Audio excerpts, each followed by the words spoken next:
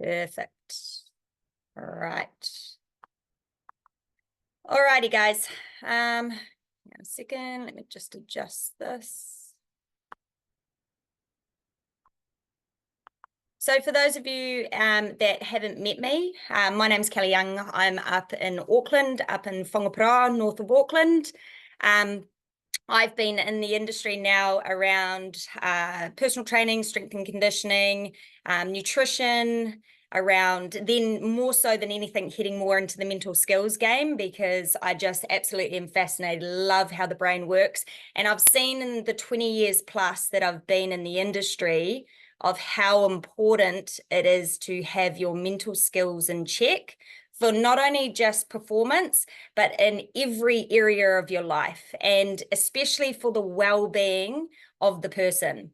If your well-being is out, no matter how much information you have, no matter how many training programs you have, nutrition plans, everything in those plans, you can have all the tools at your fingertips, but if your well-being isn't in check, your mental health isn't in check, your mental skills aren't in check, then that is going to be potential. That is what I call lost potential. And so I've become really fascinated around this topic, so much so that it has pretty much been my number one focus. That's what I focus on with clients now. So yes, I'm a mother of 3 children as well. I run my own business. I work with what I call everyday clients, which are clients that work in the business space, right from CEOs through to managers. I also work with stay-home parents that are wanting to upskill in their game and become better for their kids because they're bringing on the next generation. And this next generation has got a lot of outside noise. And so it's teaching them the skills that they can pass on. I also work through schools and now with Rugby Ready, and I have my own human performance workshops that I work with as well with up and coming young athletes. So with mental skills, you know, these are just not essential for up and coming professional athletes, but it's essential for every area of your life, whether you're in business, whether you're trying to build relationships, whether you're parenting, or just progressing in any of your careers. So these same skills that I teach apply across the board in all of these areas. And honestly, I believe these types of skills should be getting taught in schools more so than anything, because what's happening is people aren't learning these at home as kids. And then what happens is what I call us as high achievers, people like yourselves, is that we become what's called an accidental high achiever. What this is that you grind your way to the top with a lot of talent and a lot of grit, and you pick up tools, but without any real structure behind them or awareness around your mental approach. All right. What happens with this is the problem is along the way, underlying habits are formed. Now, often these are self-sabotaging behaviors, and these get overlooked or even suppressed. And then as the pressure comes on, as you climb the ladder in your skill, it then becomes harder and harder to keep these behaviors in check. And eventually a lot of this forms into mental health decline. All right. So like I said, they are our accidental high achievers. So what I'm trying to do here is give the tools so that you become a very much self-progressed high achiever without it just being an accident, with understanding those self-sabotaging behaviors that you may have along the way and where you can work on improving them. So mental skills just don't impact our performance, it impacts our whole overall well-being. All right. They give you the energy to train well. It gives you the discipline and the confidence to choose the right food to fuel your goal. They manage your emotional control when under pressure, which is really important. And even it helps in things like recovering from injury. So having a growth mindset or a healthy mindset to regulate your central nervous system are key parts to a recovery process. Because obviously if we have a healthy ecosystem inside, where then our digestive system's working a lot better, we are reducing inflammation in joints a lot easier. So it all helps with those recovery processes as well. But that all comes from how we process up here, what's going on for us. So the big question I always ask is, how do we test this? Or how do we know where we need improvements in this area? So just like we test with our strength, then we test with our endurance or our playing skills, and we can see how we're progressing in those areas, we need a way to be able to assess our mental game as well. All right. And that's where doing a mental skills or well-being audit comes into play. So it's a great starting point to be able to understand where those improvements need. And when we start to work on one area of our mental skills, what that can do is it has a rippling effect throughout many other areas as well in that game. All right. So while today I'm not going to have the full amount of time with this session to take you through a whole audit, and I also say to people, it's not a one-size-fits-all program. It's not like, you know, we've got Sally over here, we've got Paul, we've got Tussie over here, and they all may present with the same challenge. But if I lay out some tools, what may work for Sally, and she might find that works in the morning for her, may not work for Tussie and Paul. They might have a different approach to it. And it's all because we're wired differently from when we are first born and we start creating our limiting beliefs or our belief patterns. We have a different perception of what we see to everyone else. We have different environments. We eat differently. We train differently. We sleep differently. So it's not like you can get mental skills or a well-being approach and cookie cutter it across the board. So I'm just going to touch with you today with how, with just some of the audit that you can go to get you an understanding. And what you might find from today is that you might pick up on some areas that you may need improving on just by the short amount of questions that we talk about today. Now, if you find that you're enjoying this process or you feel you want to go a little bit deeper, I do one-on-one sessions through the Rugby Ready. So you can contact me and I'll get Bucky to share the link that has my calendar, and you can book a session with me and we can go a little bit deeper into the actual audit and create a more personalized plan for you. All right. But for now, what I'm going to do is just run through some sections so we can get a gauge on where you're at and see if we can pick up some sort of areas that need working on and improving on so far. Since we've got a bit of a small group as well, it will be fine for you guys to be able to ask questions as well. So just unmute yourself along the way and just sort of ask any questions. We can have a bit of a banter and a chat about it all. All right. So firstly, in your book, what I want you to write down is your scale. So on a scale of 1 to 10, 1 is going to be really very unsatisfactory. It's going to be AKA non-existent. All right. 5 is going to be being satisfied. Oh, someone's coming in. Oh, Tyler's coming in. We'll let him in, I suppose. 5 is going to be, yeah, you're pretty satisfied. You're just ho-hum about it. You're doing well. Hey, Tyler. And 10 being exceeds satisfaction. You couldn't get any better in this area. All righty. All right, so we're just going to move fairly like at a slow pace so you can actually take some notes and write and think about it as well. Sit with it, think about it. Is there anywhere in your body that you can feel a little bit of resistance toward any of the question that I'm asking? Feel free to take a few deep breaths, close your eyes when I ask the question. It really is about getting in touch with who you are, what you're doing right now, what is working, what is not working, all right? So, number 1, goal setting and clarity. How clear are your short-term and your long-term goals? How clear are your short-term and your long-term goals? We all say a goal without a plan is just a wish, or a wish without a goal is just what I'm getting. This is I've got dyslexia, just so you know. So I'm like, woo, woo, woo, but you know what I mean. You all know that that quote. A wish without a goal is just, oh, far out. I've lost that. Don't even go there.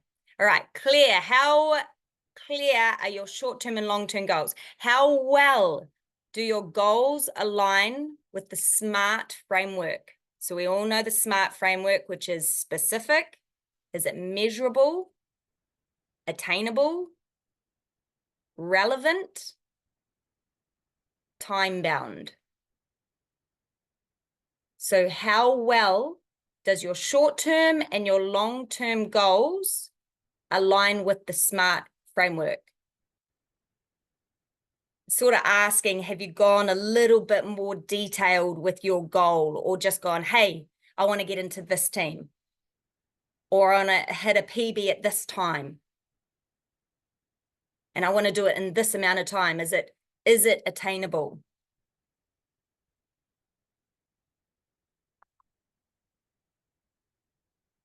Do you focus more on daily processes rather than the end result?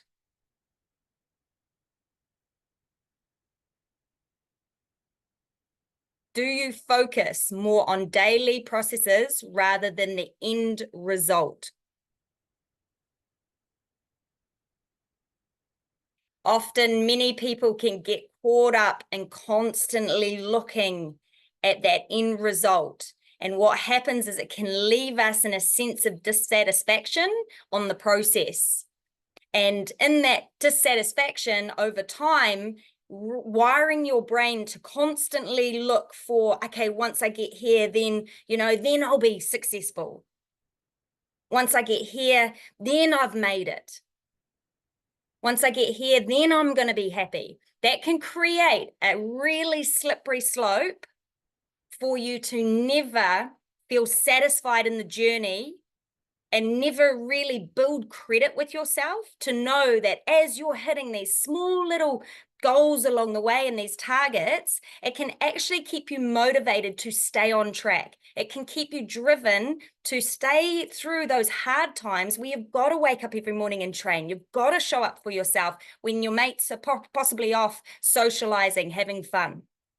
All of this impacts your well-being to stay in the hurt locker when it is most needed now, for you to stay consistent towards your goals and not have that total inconsistency and always wonder, why is it taking me so long to get to there? So are you focusing on the daily processes, or are you always looking at that end result? All right. Are your goals visual for you to see and read daily? Now, I asked this one because a lot of people go, oh, yeah, I got goals. Yeah, I got goals. Yep. But possibly sometimes they're all here in their head and they haven't put it into paper. That's not you putting your goals to paper. It's not you putting your goals to a plan. That is leaving you very much open and exposed to many challenges happening. You may get there, like I said, the accidental high achiever. You may get there in the end, but you may hit so many challenges that you could have avoided in the process. So are your goals visual, and do you see and read them daily? And a thing with this, visual could be in any way. It could be a vision board that you got up with just a picture and a few little slogans and tags. It could be actually written out, and every day you wake up in the morning and the first thing you do is you read your goals daily. You might read them morning and night before you go to bed. Like I said, this isn't a cookie cutter program. Everyone responds differently. All right. Have you got personal goals to achieve as well written down? So we've got, possibly for you rugby guys, you've got your rugby goals where you're going in that direction there with your rugby career. For people in the Race Ready, you might have your next event goal. This is what I'm achieving. That's where I'm going. But I also ask this question, have you got personal goals you're working towards as well? Personal goals meaning relationship goals, financial goals, study goals. You might have a little side hustle. Do you have these as well? And I do get a question often from people asking, but I need to put all my focus into this, because where focus goes, energy flows. And that is true. but also it is really healthy to be able to have that attachment where you're connected to something else as well. You're progressing in other areas as well. Now, I'm working with a lot of ex-athletes that are coming out of their career in their profession, and they haven't had anything else that they work towards. They put all their focus, all their energy into one basket, and now they're really, really having to work hard on their mental health and their well-being to find out who are they in this new world. What is their sense of meaning in this life now that they don't have their rugby career, that they don't have their basketball career, that they may no longer be able to do the ultra marathons or the ultra races that they used to, and they're having to refocus. So it's really important to have those personal goals as well. And what are they? And it doesn't mean we take our focus off our dream. And I always say a lot of the personal goals that we work towards actually feed even more so the career in your athletic profession. All right. Any questions so far on the first part, which is around our goal setting and clarity? No, you guys are all following well? Cool. All right. Now we move on to the next section, which is mental skills development. How resilient are you in bouncing back from setbacks and losses?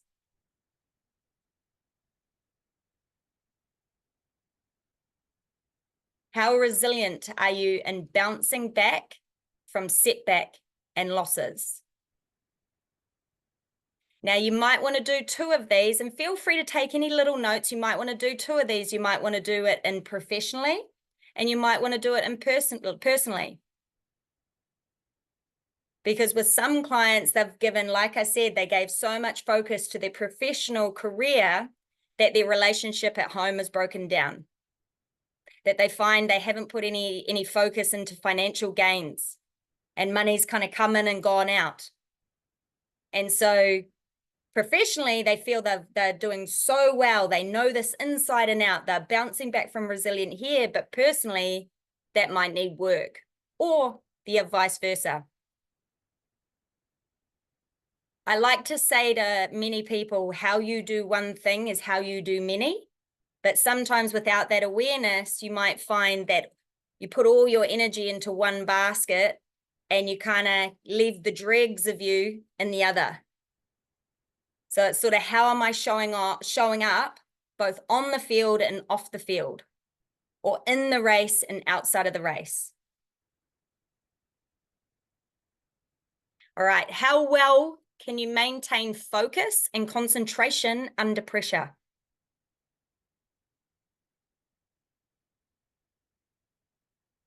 How well can you maintain focus and concentration under pressure?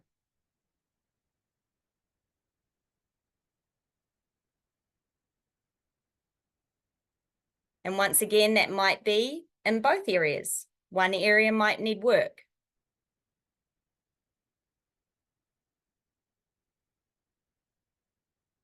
How positive and constructive is your self-talk?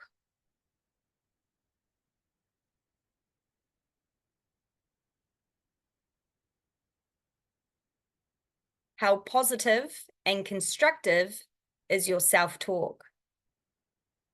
I love coaching around this area, around our limiting beliefs, around our belief systems, our values, how they're built, and important stages in our life, when we have developing stages and how we build our belief system around there. But then also when we can have these experience of significant emotional experiences in life that can change our belief system, and it can change our values. And I normally say there's 3 main sort of limiting beliefs that come through. And that is a fear of not being good enough, a fear of being judged by others, and the third, not being good enough, judged by others, and shit. The third one is going to come to me. We'll move on to the next question of it is, do you regularly use visualization or mental imagery to enhance your performance? Do you regularly use visualization or mental imagery to enhance your performance?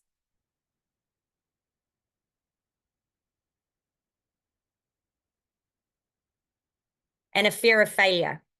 There you are. Not being good enough.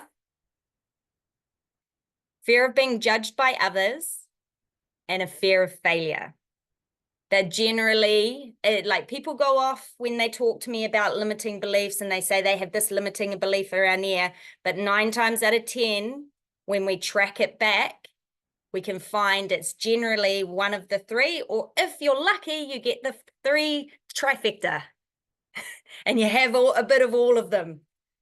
But there are ways around reprogramming the brain to change your belief system and to dial more into what's called your true beliefs, all right? So that's our mental skills development. Any questions in that area? Let's move on to stress management and coping mechanisms. Stress management and coping mechanisms. How effective are your relaxation or down regulation and breath work? Oh, Tyler? Can I ask a question? Yes.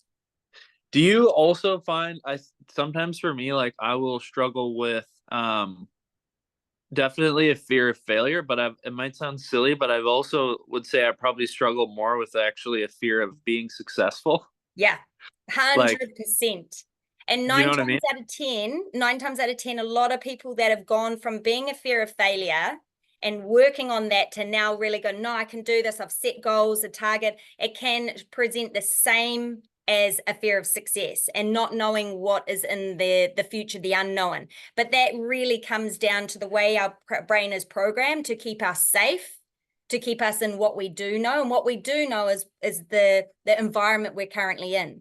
We don't know what the future holds. So it's constantly about pushing past that barrier of taking action constantly, taking action.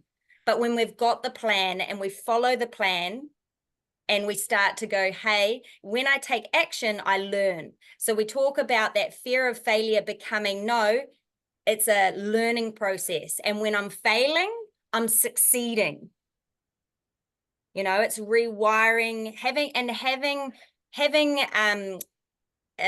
affirmations, having power phrases that connect with how you feel. That's why I say it's not a one size fits all, because what your fear of failure, Tyler, could be connected back to a memory that you had at school where you stood up, which is very much one of mine. I stood up, I thought I had the right answer. I didn't answer too much in class because I found it really hard, dyslexic, trying to work shit out. It all looked like a whole new language. Put my hand up, so confident that I had the answer. Didn't have the answer, everyone laughed at me.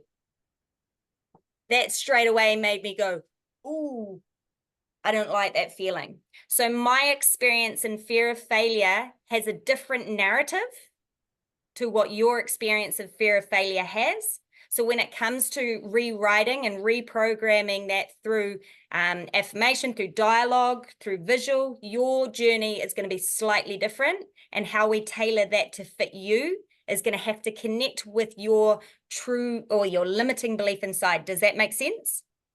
Yeah. But yeah, yeah, thank you. yeah, that can be very much the same. Once you've worked through that fear of failure, it can now go, oh, all of a sudden now I've got this fear of success. But what you've got to remember as well is the brain is very intelligent, and it's going to constantly try and put little roadblocks in front of you when it fears the unknown. All right, so it will present in different ways. It's just about working it out, your little pattern, the blueprint that you've got, and then rewiring that. And that's the fun part. All right, cool. All right, so we had how effective is your regulation, down regulating and breathing techniques and managing stress, okay? Then we've got how well do you manage stress in your personal and professional life? Can you repeat the first one again? Sorry, like I didn't get to write it down before. Oh, sweet, cool. So how effective are your relaxation or down regulating and breath work techniques in managing stress? Now, when I ask this, it's like, great, a lot of people know these techniques, but how often do they regularly do this for it to actually impact your life?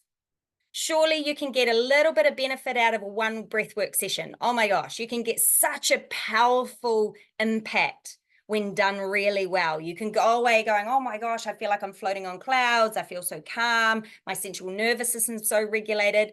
But if you're staying in a high regulated state, you're staying in a fight, flight, cortisol state quite often, that is strengthening the muscle in your mind to stay there. That's going to be getting all the attention. Just like if you go to the gym with a bicep curl and you go there and you've never done a bicep curl before, it's weak. So you do it repetitively. You do the reps over and over again. That muscle gets stronger and stronger and stronger. It's exactly like the mind. If you're living in an environment that you're constantly up-regulated all the time, you're creating that neurological pathway to be super strong and activated. So the pathway of least resistance is there. However, if you're doing breath work just every now and then, or you're doing down regulating states every now and then, it's going to become a weakened part of the brain. It's not going to become a regular, hey, this is what I do straight away in my up-regulated state when I know I don't need to be. Just remember, as professional athletes, it's a long season. It's a long season for when you are training and you're in your peak. You've got to be looking after that central nervous system. You've got to be looking after that emotional control so that you can stay an even keel to last the season. Injuries don't, unless it's a traumatic injury where it's an accident, injuries don't just all of a sudden happen. It's a compounding result of an effect that's been building. So like I said, unless it's an accident and your limb gets torn out and something like that, an injury doesn't normally just all of a sudden happen. It's a build up of what you've continuously been doing over a daily period, like a habit. Does that make sense? All right, so we'll go on to the next question. How well do you manage stress in your personal and professional life?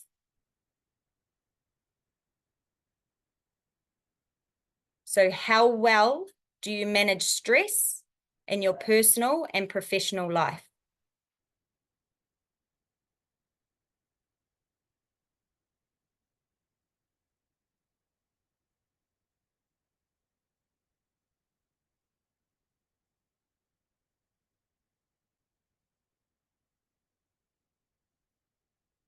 Are you balancing your training and recovery to avoid burnout?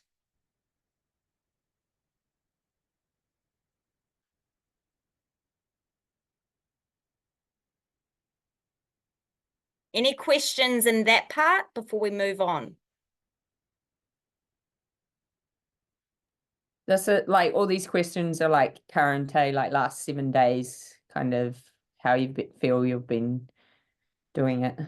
I would say it would give yourself a little bit more than just your 7 days. It's kind of an overview of how you're tracking currently on a daily basis. Does that make sense? Yeah, but my last week's been a bit chaotic. That's Yeah, or if you've just had 7 days of chaos, but you know that you've progressed, you know that you work on things, but say something in life has just kind of flipped you around, and it may mean that something in life has given you a sign to say, hey, this is an area you do need to work on a little bit more and give it focus, but kind of have a good sense of knowledge. Whereas if it's been a challenge that's presented itself that doesn't normally present itself and it's thrown you a bit of a spanner in the works for the last 7 days, but you know you're going to bounce back on track, and 9 times out of 10 you're actually quite solid in this area, just make a little mental note. Does that make sense? It might just allow you to bring a little bit of awareness.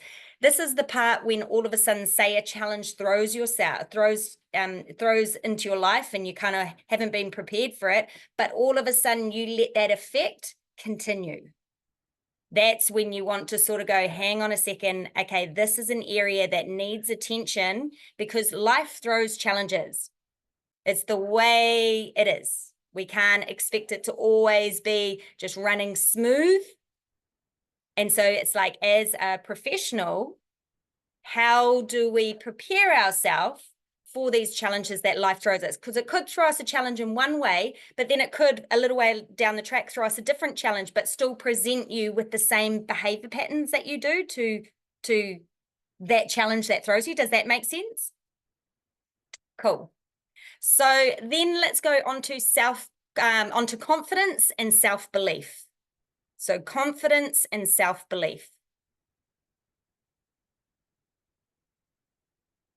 How confident are you in your ability to achieve your goals? I love this question.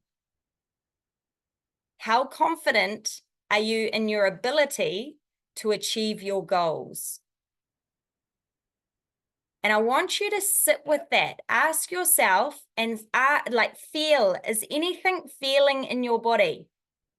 Anything inside, when you ask yourself that question, do you feel that anywhere in your body? And if so, write down, where do you feel it? Do you feel it in your gut? Do you feel it in your heart?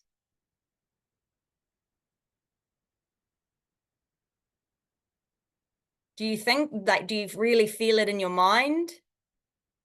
When you say it, do you believe it? When you say your goals, do you believe them? Does your body language project confidence in training and in competition?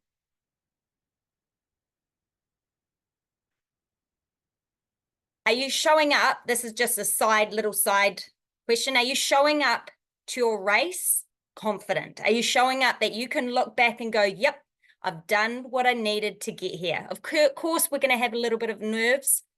Of course, we're going to feel a little bit excited, apprehensive, anything. If you don't, then you're possibly not playing in the right game. It's human nature to feel, oh, okay, we're about to do something big. That is what keeps us focused. That's what keeps us engaged. That is what keeps the red brain firing when we need to get the result that we want to get. If we just went out there going, meh, I've done everything I need to, and I'm all cool, I don't feel anything at all, then we may not find that we have that little bit of drive, that little bit of push to go that 1% better. So one more, does your body language project confidence in training and competition? And I say in training as well, training and competition.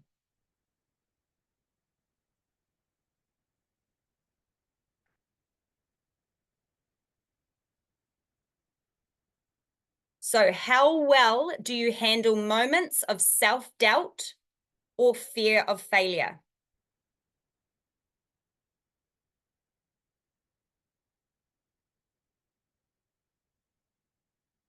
How well do you handle moments of self-doubt or fear of failure?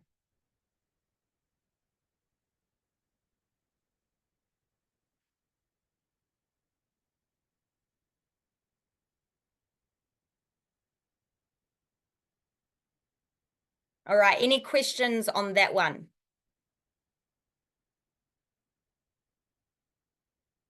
Now there's more, like I said, this is only a part of the audit. There's more to it. There's more around emotional intelligence. There's more around work-life balance and personal well-being. There's more around social media and external pressures, because that all plays a part. But this is a part. Now, what I want to do here is I want you guys to go back through what we've just done, and I want you to highlight of importance the areas that you believe you can go away and start working on. And if anyone's brave enough, I would love for you to share what that part is. A little bit of sharing would be pretty good. Yeah, I'm happy to share if you want. Cool. So after going through, the big part for me would be stress management, and then being more consistent before bed, because I find like throughout the day I'll be so regulated and I want to keep doing more and more. And Yes. like when it's like, oh, okay, I did that. Okay, I want to keep working that before bed. I really need to work on down regulating a bit more. And then I'm a Yes. bit too into it, and then it takes me a lot longer to get ready for bed. 100%. That's awesome. And that's really wicked that you've highlighted this, because sleep is such an important aspect for it. And what you might find in one part of your life, and it could be down to the days, it could be down to the weeks, you're feeling good. And you get a little bit into a routine, you start going, yeah, cool, now I'm feeling good. I'm feeling really good. My body's energized, everything like that. But if you do that day in, day out, constantly, it just slowly starts to creep up on you. I always say to people, fat doesn't just fall on you, it progressively grows. So fat doesn't just all of a sudden fall on you. It's from daily habits over a period of time. And then all of a sudden you go, how did that happen? It's exactly like every other area of our mental skills. It just doesn't all of a sudden get there, where you have a bit of a breakdown of not being able to cope, overwhelm, and extreme. And I'm talking extremes. I'm not just talking about sometimes waking up and having a day where you're feeling a little bit overwhelmed. Like I said, that's emotion. We're human and it's okay to have that. But if you're feeling a progressive growth of overwhelm or anxiety, we don't just get there. There has been some habits that we have been doing leading up to that point where it's become consistent and possibly more overwhelming to avoid. All right, does that make sense? Yeah, Anyone that else? makes- Oh, cool. Anyone else want to share? I was pretty much exactly the same as Antonio. I kind of rated myself as like 6s and 5s for that stress management and coping mechanisms. But and I'm the same. I'm working right up until I go to bed, and then it's taking me way too long to wind down. So but I'm aware of it, and I'm like trying to put practices in place to do that. So I had a chat to David Galbraith. And he's given me I have to do this exercise every day, so make this puzzle. So he got me to throw away 3 pieces, and I have to make it every day and waste my time making it, knowing that it will never be complete, and that I have to be okay doing an activity that's an absolute waste of time. That is so cool. And that's what I mean. Hang on. Can you guys hear my dog barking? It's not bad. Oh, good. Okay. Yeah. He's obviously getting like pissed. He's getting pissed off at me. He's an Yeah. English bulldog. And if you don't know English bulldogs, they have the biggest personalities ever. I'm actually just going to go and open the door because he's just going to keep doing this. He's getting louder and louder. Hang on a second. Yeah, so this has been quite an eye-opening activity, because like I'm guessing you guys are in the same boat, that we always want to be productive and we never want to like be actually sitting there wasting time. And yeah, so go get yourself a little puzzle, throw away 3 pieces. Oh, I really like that. That's awesome. Yeah, so what I was saying before is that's why I said it's also really important to have those personal outlooks as well. Like I'm big on coloring and doing puzzles. Like and what I generally find with a lot of high achievers is we're active relaxers. Who else here is active relaxers? You find it really hard to sit down and not just not do anything? Yeah, so a lot of high achievers are very stimulated, very active. They're thinking constantly, how can I achieve? What can I work towards? So having those crafty or like exercises that have no point to it.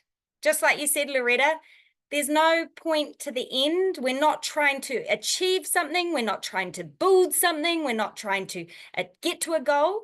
It's just to be. And I've found for me, nature is hugely important for that. Going and actually stopping yourself and going outside and touching nature in some way, shape, or form, whether it's sand, feet in the sand, whether it's feet on the grass, whether it's just lying down in the grass and feeling it in every part of your body and just getting that brain to feel your senses. I always say, be where your feet are. And I've found I have to do that every day because it allows me to just be. It allows me to be very grateful for what I have around me, because we can get so like this. Does anyone relate to that? Where you can get so just driven on that next goal, driven on that next step. How can I be better? How can I improve? So it's really important to go, I've done what I need to. And I also do things called power tasks, where I set 3 power tasks a day. And they are 3 things that are going to get me ahead. 3 power tasks a day that are 3 things that are going to get me ahead, that I possibly maybe like putting off to the side. They might be a task that's hard to start. It might be a task that, I've got a bit of fear of failure around, but they're 3 large tasks a day. Now, it doesn't mean I need to complete the 3 large tasks a day, but I just get started. Anything outside of those tasks are cream on the top. All right. But then once I've done those 3 power tasks, then anything rest on the rest of my day is cream on the top for me. And then I focus on resetting, connecting with nature. Anyone else want to share anything? I was going to say, mine, like I put down, I was quite confident with like process and stuff. I'm pretty good at being real disciplined, probably a habit of like my job as well. Yes. I'll just get the job done every day. But my biggest problem is I wouldn't say it's self-sabotage, but like the confidence at the moment of truth is a real problem in the sports stuff, but not in a work sense. So like when the bullets are flying at work, it's never a problem. And I think I've worked out that what happened was when I first got into sort of cycling and running, it was kind of out of doing it with some friends, and they were already quite high achievers. And I went to some big events. Like my first ever bike race was Taupo. Stupid. It was just 170 Ks of just death. And I think that because it just took so long, it just blew all of my they were getting around it in 4.5, and it took me 7 hours. But they looked at it and went, well, that's epic. And now I'm in a different place, but I seem to carry all of that sort of stuff, and now even in like a proper team, and I'm always turning up going, I'm sort of not really supposed to be here. Yeah. And it does come out a little bit. And even when I hit a goal, I sometimes find, like even at the weekend, I went and achieved what I wanted to with a half marathon, and I found all the reasons, like what the original goal was, I clicked. But in those few days up to it, I'd sort of self-talk something else, and then I found all these reasons for why it wasn't as good, if that makes sense. And so I just find 100%. that's my huge weak spot. And then I'll beat myself up for a few days and sulk, and then I'll get right back into it. Yeah. So if I'm honest. did you catch what I said when you have a C experience, a significant emotional experience? So when you had that race in Taupo, that created a significant emotional experience that made you feel like, I'm not good enough. Shit. Like I've bitten off way more than I can chew, and I'm surrounding myself with people that have been in the game for way longer than me, and they're way better than me. But funnily enough, what happens when we have that experience and it connects with an emotional attachment, all of a sudden now, that's what we feel, the emotional attachment first and foremost. Then have you heard of the RAS? The reticular activating system? It's a part that sits on the brain stem, and what that does, it acts as a filter. So when we have a belief in ourselves, it actually starts to look for evidence to back up that belief. So whether that belief is a true belief or whether that belief is a limiting belief, it will start to look at the perception. That's why perception of someone, of what they see, can be extremely different to what someone else's see. That's why religion belief is so different. People see such different views because they truly believe it. So when you have a significant emotional experience like that and it affects your emotional regulation, that makes you feel like this is not good, the brain is set to detect, to say, hey, I need to keep you safe. And we don't like those feelings. So now we've created this belief. And now when you're going into it, it's constantly trying to look, hey, oh no, maybe you're not better. Like, what, you're biting off more than you can chew, mate. You're not good at this. So it's trying to keep you safe because it doesn't want you to have that experience again. So now what that does is it means that you just have to, first and foremost, you've become aware of it. That's the biggest step whatsoever. Then you have to rewrite those beliefs. You have to start rewriting the program of a brain to say, no, I deserve to be here. And say things around the fact of, I'm surrounding with myself with people that have been in the game way longer than me because I want to grow. I can be here. You know, you have to change that dialogue, but you have to be aware of it first and foremost, and then rewrite the story. Does that make sense? Yeah, 100%. Yeah, I think that's exactly where I am at right now. Yeah. Within that next step. And it's a bit bizarre. Exactly. And it changes differently. You guys got to remember, it changes differently as we go through different stages in life. So what you might find works in one stage of your life and you've got things going really well and these stress management is working here and you've got a season maybe, and it can be as quick as seasons, and you're balancing things well. The next season or the next year or 5 years down the track, that may not work. You need to then reframe what's going on, possibly look at those goals, reframe and how you look at yourself personally and professionally, all of those things. So yeah, life stages create different beliefs and different things we need to work on. And that's what I find so awesome about mental skills, is it's not like you can get a one-size-fits-all program that works for the rest of your life. You're working on this for the rest of your life. You know? Any other questions? Because we'll come to wrap it up. I think if I could just add something, because I found like what Loretta said and what Mark said to be really relatable. Obviously, you know, I work with Gilly, which to me is just still like, how the fuck did that even happen? Quite shocking.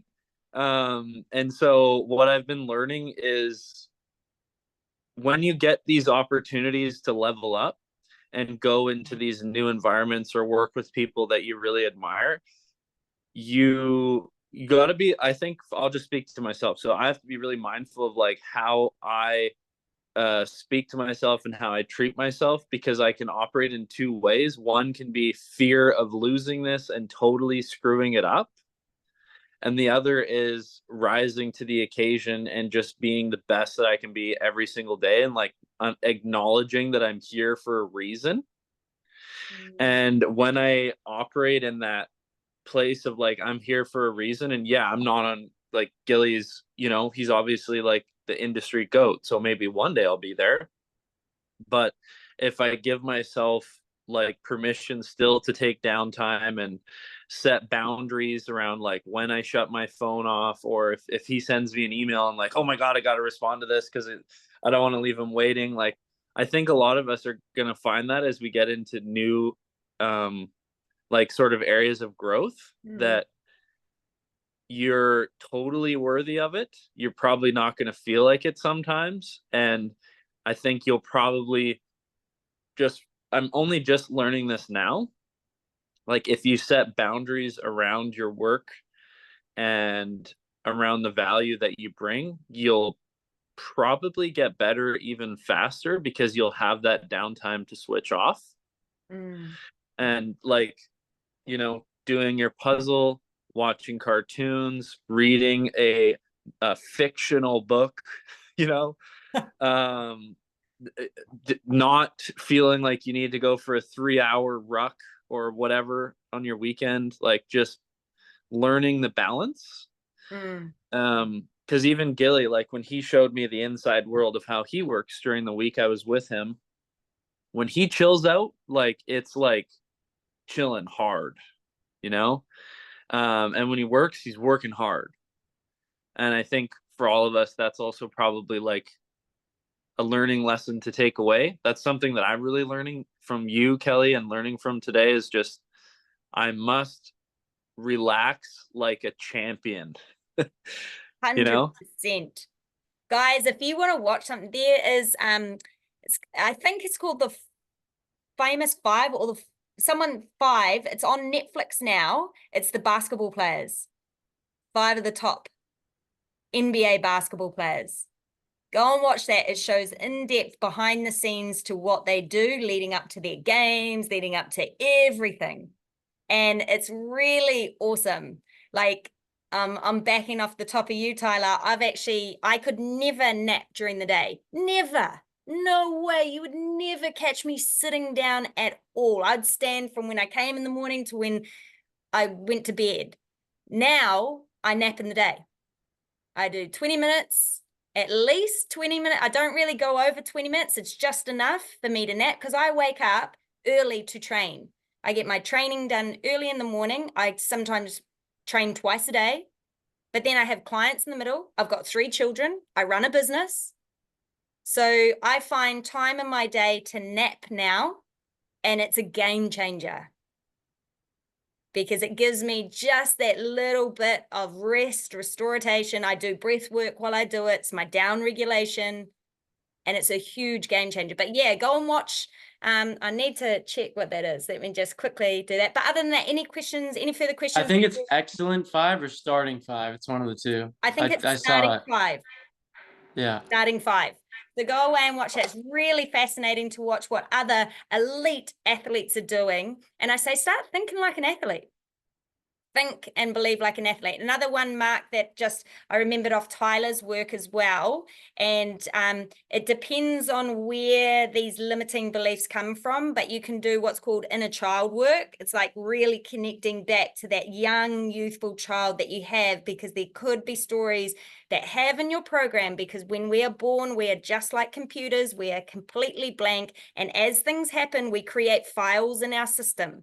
Little files in our system, and at any one time our subconscious mind can pull up those files, which don't really we don't always remember what happened, but it can create a sense of feeling in our body that says, I don't like this situation.